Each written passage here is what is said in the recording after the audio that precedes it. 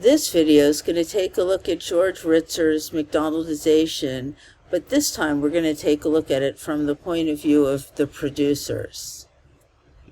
You might recall Ritzer's idea of prosumers, where more and more, as consumers, we're actually doing the work that used to be done by employees. To a large degree, McJobs, or entry-level positions or lower-level positions, are being replaced by labor that the consumer actually does. And just as before, we'll be using Ritzer's model of McDonaldization, meaning we'll be considering the ways that things like efficiency, calculability, predictability, and control with non-human technologies are playing a major factor in the changes that we're seeing. As you probably already know, efficiency is an optimum means to a given end. What we're seeing happening now is that over time, prosumers, or consumers that are doing some of the labor, are replacing many of our lower end jobs. There are fewer McJobs overall, but for the McJobs that remain, working conditions are becoming increasingly problematic. We also see a changing relationship with service providers overall as a result of our move towards efficiency. We get more uniform service, but it's also less personal. This is true even of higher end professions. This class would be a great example of that. We don't have the same interpersonal connection we used to have, and I'm not able to judge whether the things are of interest to you or the pacing nearly as efficiently as I could in the classroom when we had direct contact. Next, we have calculability.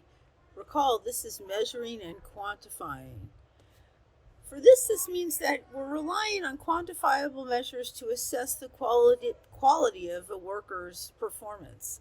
It really is reducing the worker's performance and their service to numbers. While this does allow for comparison, it fundamentally means that workers are focused on hitting targets, which might mean neglecting some aspects of work that aren't quite as easy to quantify.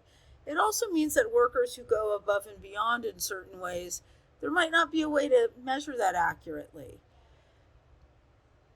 Because workers might be playing to targets or playing to these services, it becomes easier to work to please the customer, even when pleasing them might not be in the customer's best interest. I think you can imagine if you come to see yourself as a customer in an educational institution, and you come to view my job as pleasing you rather than educating you, and my job is reliant on the scores you give me, I might not be evaluating you in ways that are germane to you being a better student. I might be trying to please you and get you to like me so that I get better evaluations. This doesn't mean I'm a bad lecturer or a bad instructor. It means I'm reliant on a very specific metric to maintain my status. By the same token, you might be forced to communicate to me through those metrics. That might not be really what you want to let me know about your education. Next, we've got predictability. That's knowing what to expect. And certainly, we can see some upsides here. You're likely to get more reliable, less expensive, and faster service. Standardizing interactions can fundamentally reduce discrimination overall, and it gives you a place to argue from when you are being discriminated against. We get more uniform quality, but we also get more scripted interactions. But when people talk about predictability, they also highlight a lot of the frustrations. One example that Ritzer gives is the impossibility of canceling things. Have you tried to cancel an internet service lately? The script that they have to run through while you're telling them that you actually still want to cancel is frustrating. And finally, one of the biggest downsides to predictability is how stultifying it is.